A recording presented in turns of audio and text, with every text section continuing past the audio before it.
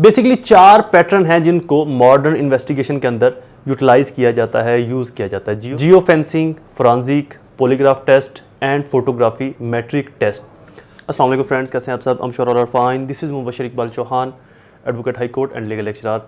आज की इस वीडियो के अंदर हम बहुत ही इंपॉर्टेंट टॉपिक को डिस्कस करेंगे, मॉडर्न इन्वेस्टिगेशन, जदीद तहकीकाती तरीक़ेकार। पुलिस वाले मुजरमान को पकड़ने के लिए या इन्वेस्टिगेशन के अंदर मुजरमान को पकड़ने के लिए जो 4 अहम तरीके बताए जाते हैं जिससे आप किसी भी मुलज़म तक एक्सेस कर सकते हो या उस मुलज़म का सुराग लगा सकते हो।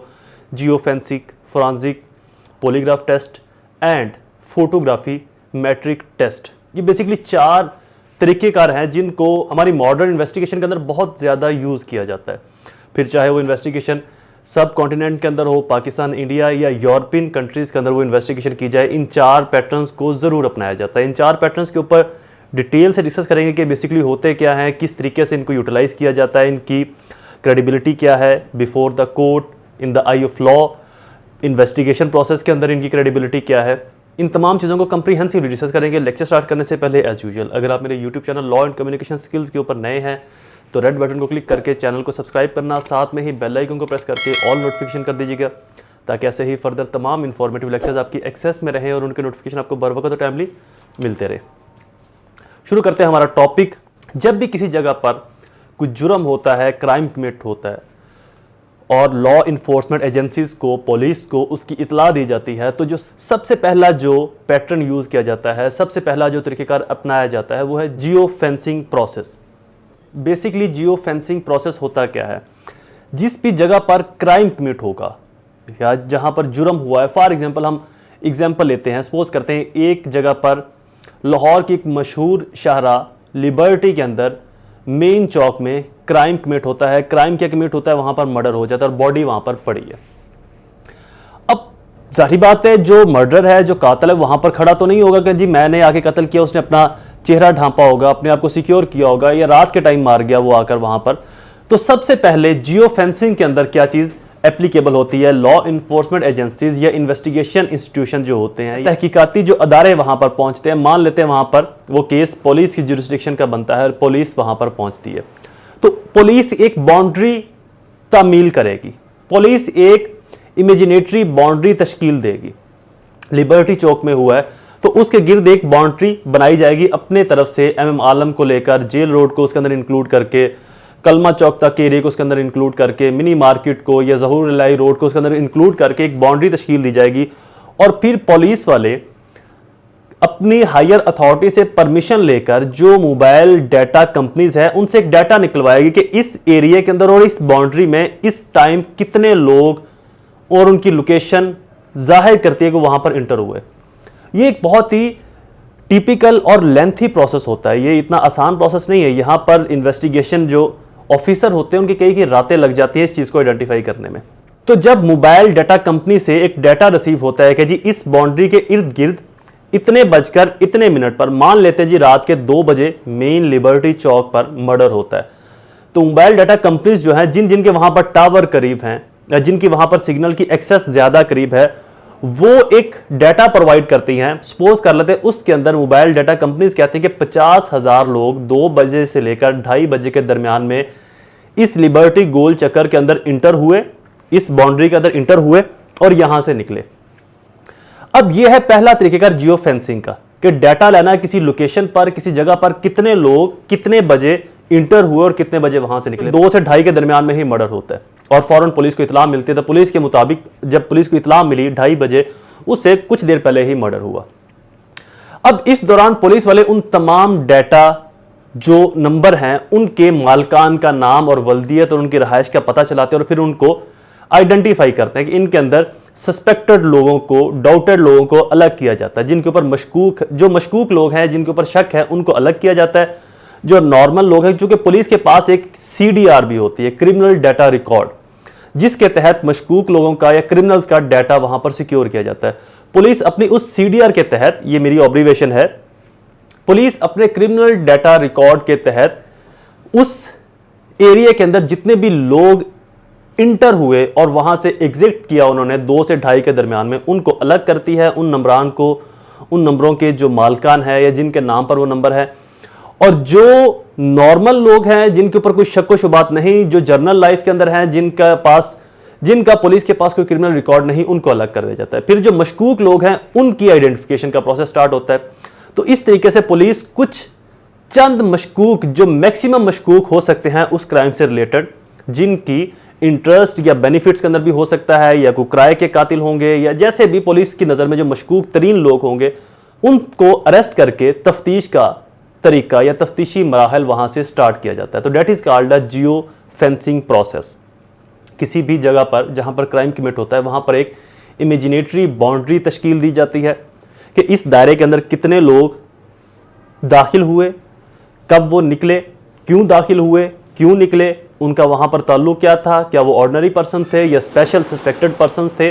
तो इस तरीकेकार को, तहकीकाती तरीकेकार को जियो फेंसिंग प्रोसेस का नाम दिया जाता है। और उसके बाद जो मैक्सिमम सस्पेक्टेड पीपल्स हैं उनसे तफ्तीश, पूछताछ का अमल स्टार्ट किया जाता है। और इस तरीके से पुलिस उस अक्रंस के करीब तरीन जो मुल्ज़मान हैं उनसे तफ्तीश का मरहला स्टार्ट करने के बाद असल मुल्ज़मान तक पहुंचने की एक्सेस करती है, असल मुल्ज़मान तक पहुंचने की रसाई हासिल करती है। और ये जियो फेंसिंग जो प्रोसेस है ये बहुत ज़्यादा न सिर्फ इन है बल्कि बहुत ही ज़्यादा मावन साबित होता है किसी भी जुर्म के अंदर मुजरम को पकड़ने के लिए। और मोस्टली पाकिस्तान, इंडिया के अंदर इस पैटर्न को बहुत ज़्यादा फॉलो किया जाता है। बहुत ही रेयर ऐसे केसेस है जहां पर इस पैटर्न को, अदरवाइज ये 95% जो यूज़ होने वाला प्रोसेस है वो जियो फेंसिंग प्रोसेस है।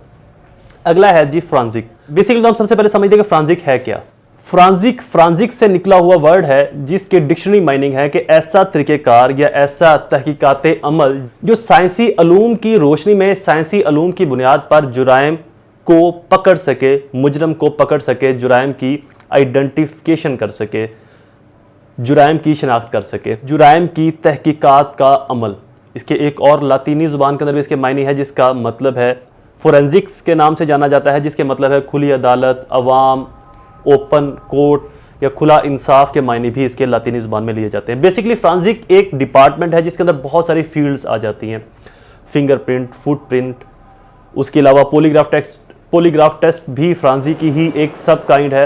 तो किसी जगह पर जहां पर जुर्म होता है वहां से कुछ आलात, weapons, tissues, hairs, skin tissues या कुछ भी ऐसा मिलता है, उसकी फ्रांजिक के जरिए, फ्रांजिक डिपार्टमेंट के जरिए उसकी आइडेंटिफिकेशन करवाई जाती है कि ये बाल, अगर इससे डीएनए मिल जाता है, कोई ब्लड मिलता है, वहां पर यूरिन मिलता है, स्वेट मिलता है, बॉडी के कुछ ऐसे टिश्यूज वहां से मिल जाते हैं जिनसे फ्रांजिक्स के जरिए उनके डीएनए की एक्सेस करवाई जाती है, उनके असल मालिक तक, उनकी असल जिस्म तक उसकी पहचान की जाती है फ्रांजिक के जरिए। तो इसके अंदर बहुत सारे डिपार्टमेंट्स आ जाते हैं, fingerprint, footprint, eye contact, blood, postmortem, antemortem etcetera. अगर डेड बॉडी है तो पोस्टमार्टम के जरिए भी ये आइडेंटिफाई किया जाता है कि इसकी डेथ कब हुई, किस चीज़ से हुई, और जिस चीज़ से हुई क्या वो चीज़ वहाँ से मिली या उसका कोई ऐसा पार्ट वहाँ से मिला। जैसे कि अगर इसको पिस्टल से मारा गया है तो वहाँ पर खाली खोल गोली का मिल सकता है, बारूद कुछ मिल सकता है। तो इस तरह की चीज़, अगर खंजर से मारा गया तो वहाँ से खंजर मिल सकता है,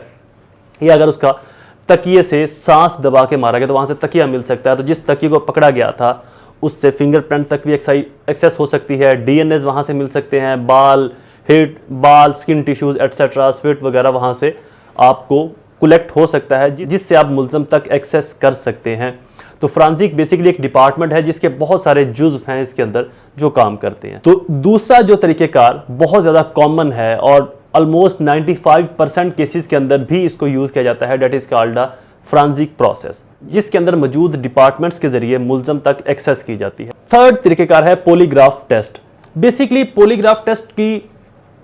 पॉलीग्राफ टेस्ट की कोर्ट के अंदर इतनी खास अभी तक वर्थ नहीं है, चूंकि इसकी जो एक्यूरेसी है वो 100% नहीं, बट ये एक पैटर्न है तहकीकाती तरीक़ेकार के अंदर इसको बहुत ज़्यादा इस्तेमाल किया जाता है। तो पहले तो ये समझ लें कि पॉलीग्राफ टेस्ट होता क्या है। बेसिकली इंसान जो देखता है उसको हमारा इंसानी दिमाग एक मखसूस हिस्से के अंदर महफूज कर लेता है, और जो चीज़ हमने देखी है या जो चीज़ एज इट इज़ हुई और हमने उसको महसूस किया, देखा या सुना, जब हम दोबारा से उसको बताते हैं किसी को तो हमारी जो बॉडी है बिल्कुल नॉर्मल रिएक्ट करती है। फॉर एग्जांपल अगर मैं कहूं कि मैंने अभी पानी का गिलास पिया था, कुछ देर पहले मैंने पानी का गिलास पिया था, तो अगर तो ये बात फैक्ट है, हकीकत पर मबनी है और मैंने वाकई ही पानी का गिलास पिया था, तो बेसिकली जो हमारी बात अदा हो रही होती है, इसकी जो फुलफिलमेंट है वो जिस्म के बहुत सारे प्रोसेस के जरिए होती है, हमारे दिमाग का, हमारे ब्लड सर्कुलेशन का, हमारे दिल की हार्ट बीट्स का, हमारी जुबान का, हमारे आई कांटेक्ट, फेस इंप्रेशन का, इसके अंदर बहुत ज्यादा रोल होता है। और जब एक चीज जो हमने देखा कुछ और, बयान कुछ और कर रहे हैं, या हमने किया कुछ और, बता कुछ और रहे हैं, तो इस दौरान हमारी जुबान और हमारे दिमाग के अंदर एक बहुत बड़ा कंट्राडिक्शन क्रिएट हो जाता है, जिसकी वजह से जो हमारी बॉडी है वो नॉर्मली रिएक्ट नहीं करती। हमारी हार्ट बीट तेज हो जाती है, ब्लड की जो सर्कुलेशन है वो कम ज़्यादा हो जाती है, फेस इंप्रेशन बदल जाते हैं, आई कांटेक्ट हमारा उस तरीके से नॉर्मल या यूनिवर्सल नहीं रहता जैसे कि दौरान सच रहना चाहिए। तो ये बहुत सारी चीज़ों के प्रोसेस को एक मशीन के जरिए जज किया जाता है। इंसानी जिस्म के ऊपर कुछ वायर्स लगाई जाती हैं जिससे उसकी दिल की धड़कन, उसके ब्लड की रोटेशन, जो कि नॉर्मली कितना ब्लड रोटेट कर रहा है या ब्लड की गर्दश नॉर्मली कितनी है और बात बताने के दौरान कितनी है, दिल की धड़कन नॉर्मली कितनी है, बात बताने के दौरान कितनी है, उसके आई कांटेक्ट, उसके फेस इंप्रेशन क्या है बात बताने के दौरान जो उससे पूछी गई है और नॉर्मली उसके क्या है। तो इन दोनों के दरमियान में अगर एक ह्यूज डिफरेंस आता है तो ये अज्यूम किया जाता है कि जो सवाल इससे पूछा गया या ये जो चीज़ बता रहा है वो गलत बता रहा है। तो that is called a polygraph test. ये आमतौर पर सस्पेक्टेड जो अक्यूज होते हैं, जिनको पुलिस शुबे की सूरत में पकड़ती है, उनसे ये टेस्ट किया जाता है ताकि एक्चुअल फैक्ट तक एक्सेस की जा सके, रिसाई हासिल की जा सके। बहरहाल पॉलीग्राफ टेस्ट की कानून की नज़र में ये एक corroborative पीस ऑफ एविडेंस तो नहीं है। हाँ, इसको एक पीस ऑफ एविडेंस ज़रूर कहा जा सकता है या इसको सर्कमस्टेंशियल एविडेंस ज़रूर कहा जा सकता है, जो किसी और एविडेंस के साथ मिलकर एक ह्यूज वर्थ बनाने में कामयाब होता है एक चैन की सूरत में। तो ये थर्ड तरीका जो पॉलीग्राफ टेस्ट का दौरान इन्वेस्टिगेशन अपनाया जाता है। फोर्थ वे, चौथा तरीका है photography metric test. Basically photography test जो होता है ये नक्शाजात को और उस लोकेशन को वाज़ह करने के लिए बनाया जाता है। जो अक्रंस प्लेस है जहां पर जुर्म सरजद हुआ है, उस जगह के अंदर जो डेड बॉडी पड़ी है उसकी लोकेशन क्या थी, उसकी पोजीशन क्या थी, आया वो एक साइड को है डेड बॉडी बिल्कुल सीधी है या उल्टी पड़ी है, किस तरफ को उसकी टांगे थी और किस तरफ को उसका सर था। अगर बॉडी उसकी सीधी है तो मीन टू से उसको सामने से फायर लगाया गया जिससे वो इस पोजीशन में गिरा। तो बेसिकली ये पोजीशन को वाज़ह करने के लिए फोटोग्राफी मैट्रिक टेस्ट अपनाया जाता है। या उस जगह से अगर कुछ मिलता है तो उसकी तस्वीरें ले ली जाती हैं, जो बाद में ड्यूरिंग ट्रायल प्रोसिक्यूशन उसको as a evidence, circumstantial evidence के तौर के ऊपर कोर्ट में पेश करता है। तो प्रोसिक्यूशन का केस को साबित करने में फोटोग्राफी मैट्रिक टेस्ट का बहुत अहम रोल होता है, ये कलीदी किरदार अदा करता है। तो इसके अंदर उस अक्रंस प्लेस के ऊपर जो जो चीज़ें या जैसे वो पड़ी हैं, अगर ये वो अक्रंस प्लेस इनडोर है तो इनडोर के अंदर क्या वहाँ पर लड़ाई झगड़ा हुआ, कमरे की तमाम हालत ठीक है या नहीं ठीक, या घर की हालत ठीक है, या वहाँ से कुछ सामान आगे पीछे है, डिकेटी के दौरान कत्ल हुआ, या ये दुश्मनी के अंदर कत्ल हुआ, या वैसे बहस व तकरार के अंदर ये कत्ल हो गया। तो इस दौरान उस इन्वेस्टिगेशन के अंदर भी फोटोग्राफी मैट्रिक टेस्ट बहुत कलीदी किरदार अदा करता है, जिससे इन्वेस्टिगेशन को एक सिमत दे दी जाती है। और अगर जो ऑफिसर ऑन स्पॉट पहुंचा अक्रंस प्लेस पर, इन फर्दर्स उसका ट्रांसफर हो जाता है या वो तफ्तीश से हट जाता है, तो जो नया ऑफिसर आता है वो ऑफिसर के लिए भी आसानी होती है उस फोटोग्राफी मैट्रिक टेस्ट के जरिए कि वो उस फोटोग्राफ्स को देखकर यह अंदाज़ा या यह अज्यूम कर सकता है कि जो जुर्म हुआ वो कहाँ पर हुआ, किस पोजीशन में हुआ, किस सर्कल में हुआ, बॉडी कैसे पड़ी थी, कमरे की इनडोर या आउटडोर लोकेशन क्या थी। तो इन चीज़ों से वो उसकी जो इन्वेस्टिगेशन है वो डी ट्रैक नहीं होती, वो एक सिमत के ऊपर, सही सिमत पर चलती रहती है। तो बेसिकली इसके बहुत ज़्यादा फ़ायदे हैं। ये कोर्ट के अंदर प्रोसिक्यूशन की सूरत में भी बेनिफिट देता है फोटोग्राफी टेस्ट, और इन ड्यूरिंग इन्वेस्टिगेशन अगर ऑफिसर का ट्रांसफ़र हो जाए, तबादला हो जाए, डेथ हो जाए, नया ऑफिसर उसकी जगह पर अपॉइंट हो, तो उसको भी पूरे अक्रंस को समझने के लिए किसी शख्स की ज़रूरत नहीं पड़ती। वो उस फोटोग्राफी जो मैट्रिक टेस्ट है उसके ज़रिए ही अपनी इन्वेस्टिगेशन को आगे फर्दर प्रोसीड करता है। तो बेसिकली ये 4 प्रोसेस थे, geofencing, forensic, polygraph test and photography metric test, जिसको मॉडर्न इन्वेस्टिगेशन के अंदर जदीद तहकीकाती तरीक़ेकार में अपनाया जाता है मुल्ज़मान तक पहुँचने के लिए, एक्चुअल और असल मुल्ज़मान को पकड़ने के लिए। ये 4 इन्वेस्टिगेशन प्रोसेस बहुत ज़्यादा अहमियत के हामिल है। Lecture is complete. I hope ये लेक्चर आपके लिए फ़ायदेमंद साबित हुआ होगा। ऐसे ही इंफॉर्मेटिव वीडियोज़ को देखने के लिए चैनल को सब्सक्राइब और बेल आइकन को प्रेस जरूर कर दें। वीडियो को लाइक और शेयर जरूर कीजिएगा। दोबारा हाजिर होंगे किसी और इंफॉर्मेटिव लेक्चर के साथ। तब तक मुझे अपनी दुआओं में जरूर याद रखें। अल्लाह ताला आप सबका हामी नासिर हो। वस्सलाम।